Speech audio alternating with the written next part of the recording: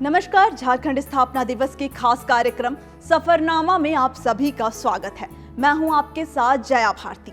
आज हम बात करेंगे झारखंड के ऐसे मुख्यमंत्री के बारे में जिनके नाम देश भर में रिकॉर्ड है।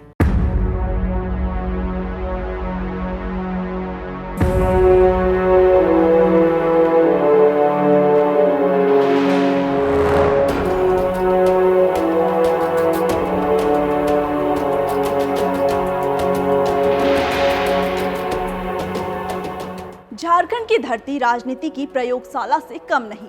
22 सालों में जितने प्रयोग यहाँ हुए हैं शायद ही कहीं और हुए होंगे।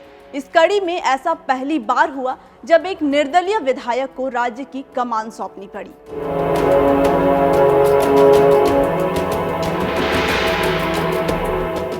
झारखंड की राजनीति 2005 से 2009 के बीच झंझावातों से जूझती रही। खंडित जनादेश के चलते राजनीति के समीकरण बनते बिगड़ते रहे। गठबंधन के नेताओं में मनमुटाव और आपसी स्वार्थ इतनी पैठ बना चुकी थी कि आखिरकार एक निर्दलीय विधायक को मुख्यमंत्री बनाना पड़ा। हालांकि झारखंड की राजनीति में यह प्रयोग सफल नहीं रहा। यह वही दौर था जब झारखंड की सबसे ज्यादा बदनामी हुई। देश में ऐसा पहली बार हुआ था जब किसी निर्दलीय विधायक को मुख्यमंत्री बनाया गया। यूपीए किसी भी कीमत पर एनडीए को सत्ता में आने से रोकना चाहता था। निर्दलीय विधायकों की समर्थन वापसी के बाद अर्जुन मुंडा को इस्तीफा देना पड़ा था। आरजेडी सुप्रीमो लालू यादव की पहल पर जगन्नाथपुर से निर्दलीय विधायक मधु कोड़ा को सहयोगी दलों ने समर्थन दिया और सरकार बन गई। सिंहभूम में जन्मे मधु कोड़ा ने बतौर छात्र अपनी राजनीति शुरू की थी। वे ऑल झारखंड स्टूडेंट यूनियन में सक्रिय रहे और फिर आरएसएस से जुड़ गए। मजदूरों के बीच नेतागिरी के दौरान वे बाबूलाल मरांडी के संपर्क में आए और 2000 में पहली बार बीजेपी के टिकट पर जगन्नाथपुर से विधायक चुने गए। विधानसभा चुनाव 2005 में बीजेपी ने कोड़ा को टिकट नहीं दिया, जिससे नाराज होकर वे निर्दलीय चुनावी मैदान में कूद पड़े और जीत भी हासिल की। मधु कोड़ा बाबूलाल मरांडी और अर्जुन मुंडा की सरकार में मंत्री भी रह चुके हैं।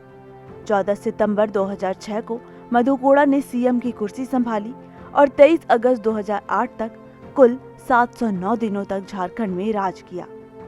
इस सरकार में ज्यादातर मंत्री निर्दलीय विधायकों को ही बनाया गया था। पूरे कार्यकाल के दौरान सरकार ने ऐसे फैसले लिए जो जनहित में नहीं था।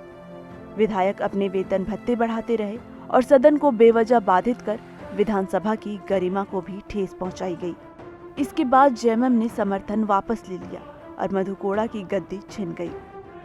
इसके बाद मधु कोड़ा ने अपनी पार्टी बनाई और 2009 के लोकसभा चुनाव में चाईबासा सीट से जीत हासिल की। वहीं जगन्नाथपुर की विरासत को उन्होंने अपनी पत्नी गीता कोड़ा को सौंप दी। मधु कोड़ा विवादों से भी घिरे रहे। इनका नाम कोयला घोटाले में भी आया था। इस मामले में साल 2017 में अदालत ने 3 साल की जेल और 25 लाख जुर्माने की सजा सुनाई थी। 2019 के लोकसभा चुनाव से पहले मधु कोड़ा पत्नी गीता कोड़ा के संग कांग्रेस में शामिल हो गए।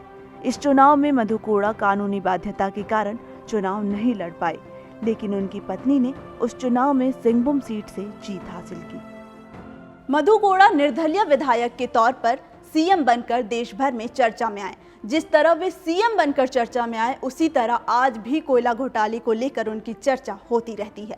फिलहाल वे अपने ऊपर लगे कोयले की कालिख मिटाने की कोशिश कर रहे हैं। हालांकि कई उतार चढ़ाव के बीच मुख्यमंत्री रहे मधु कोड़ा की आज भी कोल्हान की राजनीति में अच्छी पकड़ है।